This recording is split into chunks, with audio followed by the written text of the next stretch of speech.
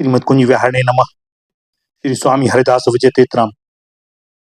राजस्थान में किशनगढ़ राज्य के अंतर्गत सलेमाबाद निवासी श्रोत्री ब्रह्मनिष्ठ पंडित श्री हरिराम जी की धर्मपत्नी श्रीमती शीला देवी ने अतिथि अभ्यागत साधु संतों की सेवा के फलस्वरूप आबूराज निवासी एक सिद्ध संत के शुभ आशीर्वाद से विक्रम संवत 1515 ज्येष्ठ शुक्ल दशमी तिथि को एक पुत्र रत्न को जन्म दिया।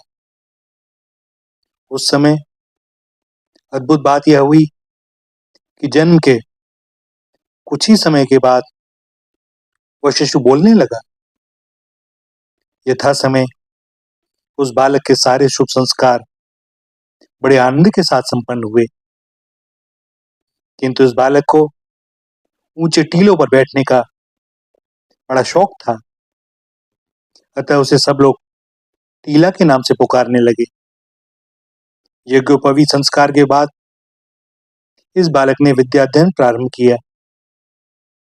पूर्व के दिव्य संस्कारवश अत्यंत कुशाग्र बुद्धि होने के कारण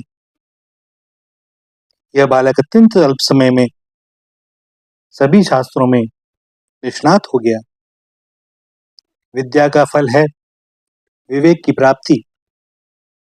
माता पिता के पुण्य प्रताप एवं शास्त्र अनुशीलन के प्रभाव से बालक को बाल्यावस्था से ही भगवान में प्रीति हो गई, श्रद्धा हो गई। विद्वत वरिष्ठ पंडित श्री हरिराम जी भी अपने होनहार पुत्र को सुंदर सुंदर भगवान की लीला कथाएं सुनाया करते, जिससे कि पुत्र की भगवान निष्ठा को और प्रोत्साहन मिले और फले। एक दिन पंडित जी ने भक्त शिरोमणि श्री ध्रुव जी महाराज का चरित्र सुनाया, जिसे सुनकर बालक टीला ने भी अपने हृदय में निश्चित किया कि मैं भी ध्रुव जी की तरह महान तप करके भगवान का साक्षात्कार प्राप्त करूंगा।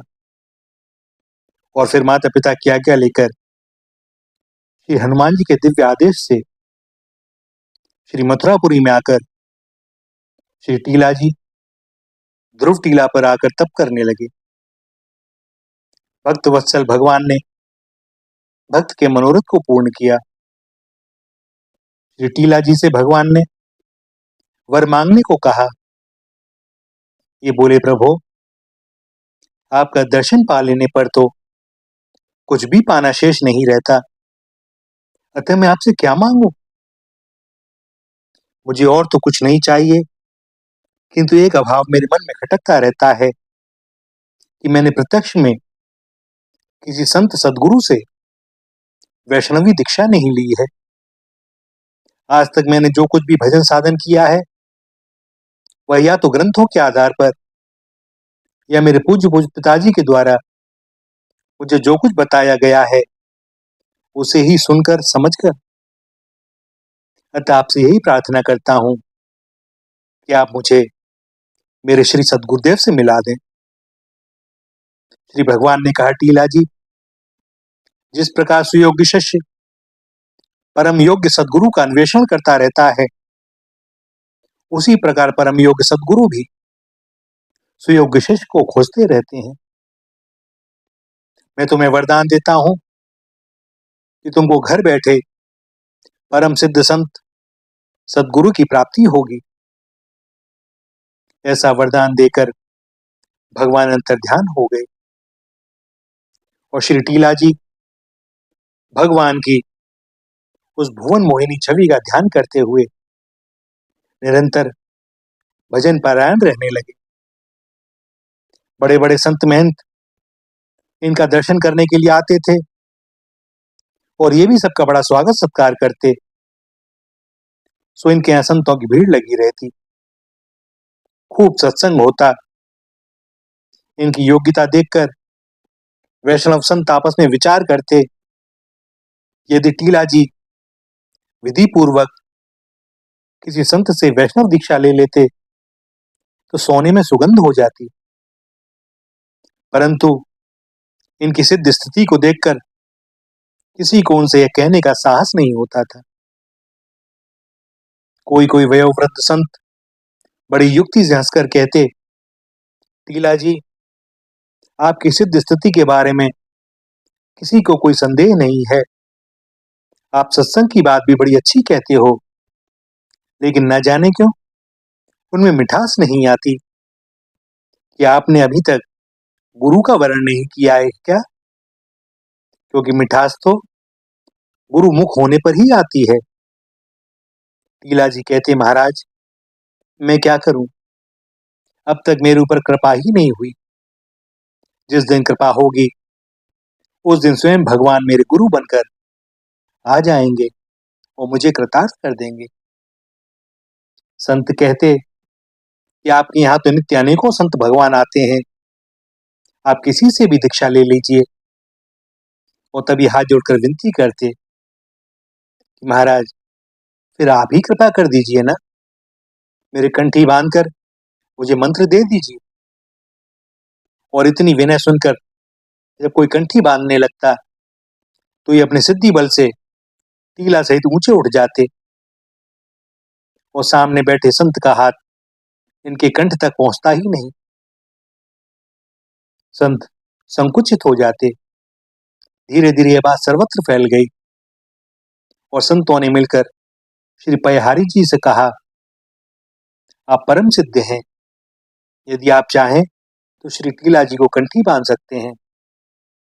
पहले तो श्री कृष्णदास पयहारी जी ने मना किया कि हम उनको शिष्य नहीं बनाएंगे, क्योंकि वह संतों को अपनी सिद्धियां दिखलाकर संकुचित करते हैं।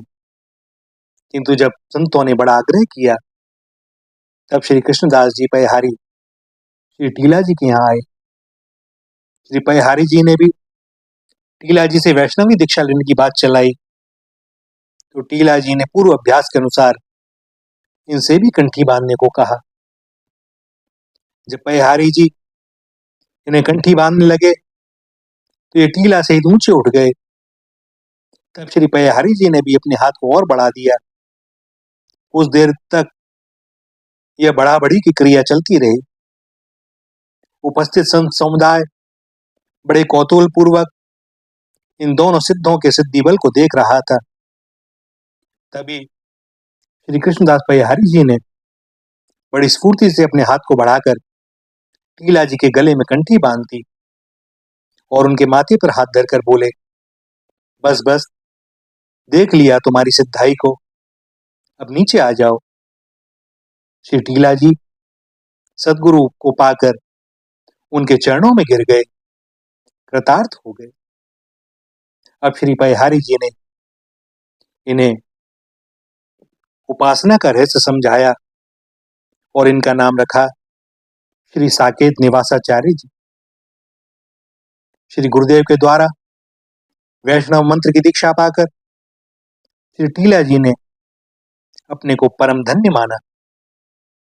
बहुत दिनों तक श्री गुरुदेव जी के साथ गलता गादी जयपुर में रहकर आचार्य चरण की खूब सेवा की। इसके बाद श्री सदगुरुदेव से आज्ञा लेकर भारत के संपूर्ण तीर्थों का भ्रमण करने के उपरांत जयपुर राज्य के अंतर्गत अरणिया नामक गांव में आचार्य पीठ का निर्माण कराकर बहुत समय तक वहां विराज कर इन्होंने वैष्णव धर्म का प्रचार और प्रसार किया। संवत 1642 चैत्र शुक्ल पूर्णिमा को इन्होंने साकेत लोकवास किया।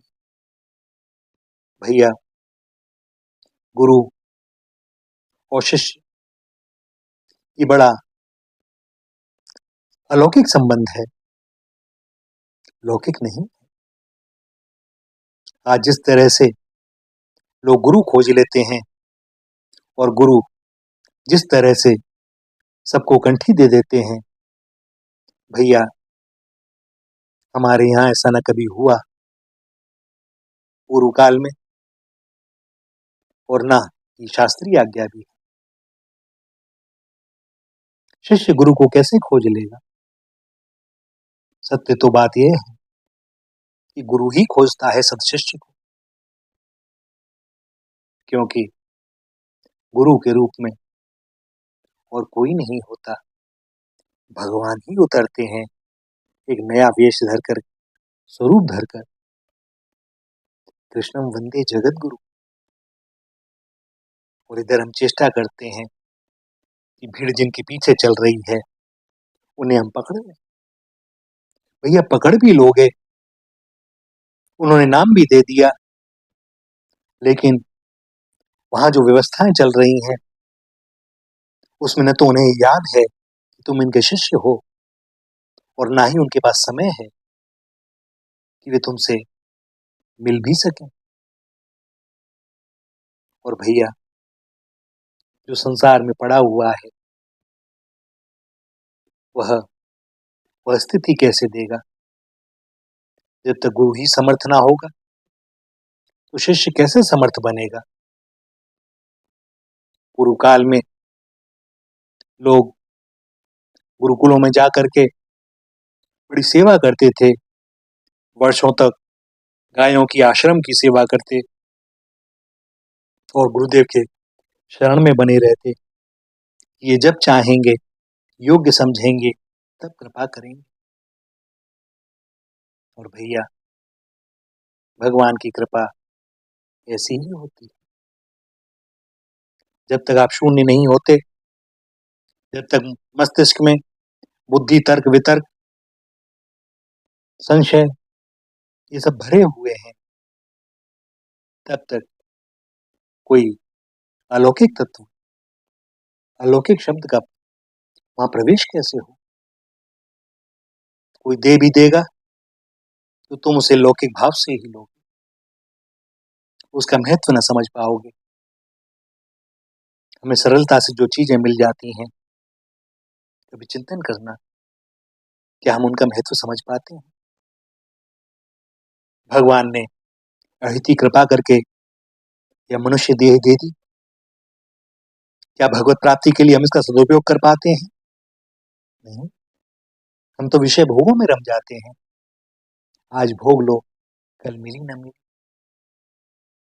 और भैया कैसी विडंबना है कि भगवत प्राप्ति जब भी होगी इस मनुष्य देह के द्वारा ही संभव है, किसी अन्य योनि में संभव ही नहीं। जबकि विषय भोग प्रत्येक योनि में सुलभ है, उस योनि के अनुसार। पर हम कहाँ समझ पाते हैं?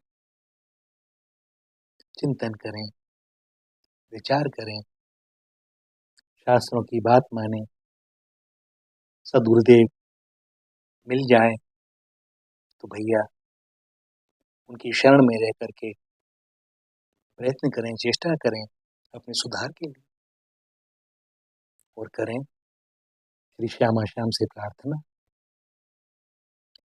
श्री राधा, श्री राधा, श्री राधा।